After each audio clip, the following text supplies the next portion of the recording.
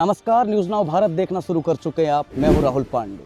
प्रधानमंत्री मोदी, मैं आपसे पूछना चाहता हूं कि क्या भारत की जनता ने आपको या आपकी पार्टी को इसीलिए वोट दिया था कि एक दिन आपकी पार्टी के नेता उसी जनता के मुंह पर पेशाब करेंगे?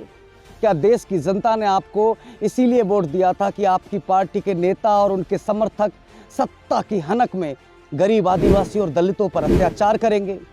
मध्य प्रदेश की वायरल वीडियो को तो आपने देख ही लिया होगा।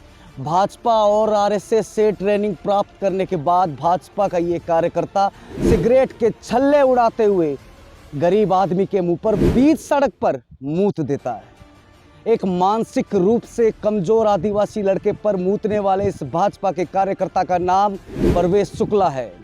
परवेश शुक्ला मध्य प्रदेश के सीधी जिले से भाजपा के विधायक केदारनाथ शुक्ला का प्रतिनिधि रह चुका है। यही नहीं, मध्य प्रदेश बीजेपी के कई बड़े बड़े नेताओं के साथ इसका उठना बैठना भी है, इसकी तस्वीरें भी है।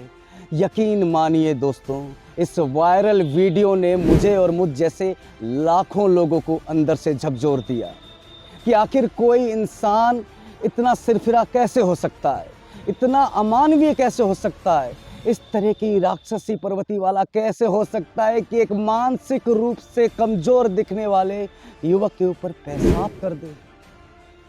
पीड़ित अगर मानसिक रूप से कमजोर ना होता तो शायद विरोध भी करता, लेकिन वो बेचारा तो प्रतिवाद भी नहीं कर पाया, बस अपने हाथों से अपना चेहरा साफ करता रहा। और ये लफंगा जो ना केवल बीजेपी का कार्यकर्ता है, ना केवल बीजेपी विधायक का प्रतिनिधि रह चुका है, बल्कि जाति से ब्राह्मण भी है, सत्ता की हनक और जातीय दंभ में उसके ऊपर लगातार पेशाब करता रहा।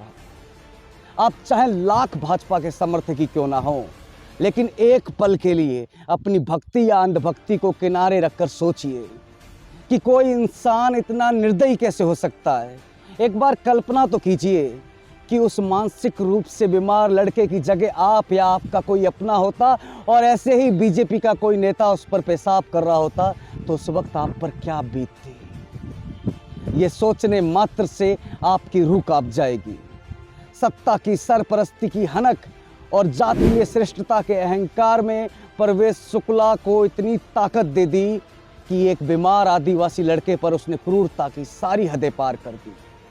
यकीन मानिए कि उस कमजोर बीमार आदिवासी लड़के के जगह कोई राजपूत, ब्राह्मण या तथाकथित स्वर्ण जाति का व्यक्ति होता तो इस परवेश शर्मा की इतनी हिम्मत नहीं होती। क्या आप कल्पना भी कर सकते हैं कि इस देश का कोई दलित या आदिवासी ये हिम्मत कर ले कि कोई ब्राह्मण या राजपूत नीचे बैठा हो और वो शराब पीकर उसके चेहरे पर पेशाब कर दे? क्या शराब का नशा उसे इतना ताकतवर बना देगा? जी नहीं, उसे इस कदर ताकत देने वाला शराब का नशा नहीं, सत्ता का नशा है। हम श्रेष्ठ हैं, हम ऊंची जाति के लोग हैं। अरे ये दलित, आदिवासी, ये एससी, एसटी, इनकी औकात क्या है हमारे सामने? ये तो इसी लायक हैं, इनके साथ ऐसा ही होना चाहिए। यही सदियों पुरानी वो सड़ी हुई सोच है जिसकी गहरी जड़ें इस परवेश शुक्ला के भीतर भी बैठी होंगी, और उसकी ये हरकत उसी जातीय अहंकार का नतीजा है, और सत्ता की सरपरस्ती तो है ही। आज आपको प्रधानमंत्री मोदी का 2016 का ये बयान सुनना चाहिए। आज का जो नीचे के तबका का व्यक्ति है, दलित हो, पीड़ित हो, शोषित हो, वंचित हो, ये हम सबका दायित्व है उनकी रक्षा करना, हम सबका दायित्व है उनका सम्मान करना, उनको सुरक्षा देना। आज मैं सत्ता की आंखों में आंखें डालकर बिना डरे ये बोल सकता हूं कि मोदी जी के इस बयान में बोला गया एक एक शब्द झूठ है, बेशर्मी से बोला गया झूठ। और ये सिर्फ मैं नहीं कह रहा हूं, बीजेपी शासित राज्यों में दलितों के खिलाफ हो रही घटनाएं इस बात का सबूत है। 2014 में केंद्र की सत्ता में आई मोदी सरकार को जब 2 साल भी नहीं हुए थे, तभी 2016 में ऊना में 5 दलित युवकों की बेरहमी से पिटाई कर दी गई। इस घटना से पूरा देश हिल गया। इस घटना के 7 साल बाद भी पीड़ितों को न्याय नहीं, सिर्फ धमकियां मिली। अगर उसी दिन प्रधानमंत्री मोदी ने निर्णायक रूप से जवाब दिया होता तो शायद आज देश को ये दिन देखना नहीं पड़ता। लेकिन ये तो शुरुआत थी, ज़्यादा पीछे मत जाइए। पिछले एक महीने में भाजपा शासित राज्यों में दलितों पर कई बार ऐसे हमले हुए हैं।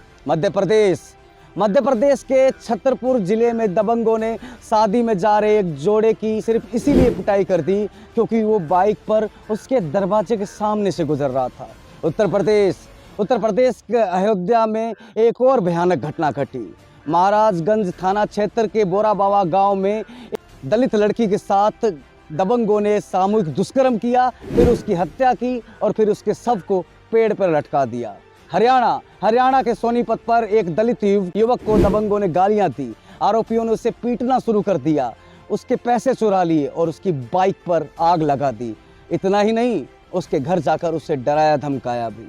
उत्तर प्रदेश के एटा में अपनी जमीन पर पेड़ काटने का विरोध करने पर 32 वर्षीय दलित व्यक्ति पर की ऊंची जाति के लोगों ने बेरहमी से पिटाई कर दी। इस घटना के बाद 7 परिवार गांव छोड़कर चले गए। और यकीन मानिए, ये तो सिर्फ बानगी भर है। बीजेपी शासित राज्यों में दलितों पर अत्याचार की फहरिस्त बहुत लंबी है और जितनी लंबी फहरिस्त है उतनी दुखदाई भी। आप मेरी बात ना भी मानिए, खुद भारत सरकार के आंकड़े इसकी गवाही देते हैं। एनसीआरबी के आंकड़े में भी ये बात सामने आई है कि 2021 में SC/ST के खिलाफ अपराधों में वृद्धि हुई है, जिसमें यूपी और MP सबसे आगे। ये घटना आश्चर्यजनक है? बिल्कुल नहीं, खासकर तब जब आदिवासियों के घरों को उस दिन तोड़ दिया जाता है जिस दिन प्रधानमंत्री मोदी अमेरिका में मानवीय मूल्यों और अधिकारों की बात कर रहे थे। सवाल यह है कि बीजेपी नेताओं और कार्यकर्ताओं के अंदर सत्ता की हनक इस तरह हावी हो गई है कि वो दलितों और आदिवासियों को अपने पैरों की जूती समझने लगे, उन पर पेशाब कर रहे हैं। मोदी जी, इन दिल दहला देने वाली घटनाओं से आपका दिल नहीं पसीजता? आपकी कथनी और करनी में इतना अंतर क्यों है? कपड़ों से लोगों की पहचान करने वाले प्रधानमंत्री मोदी, इस अंतर को मिटाइए, वरना इतिहास आपको कभी माफ नहीं करेगा। शुक्रिया।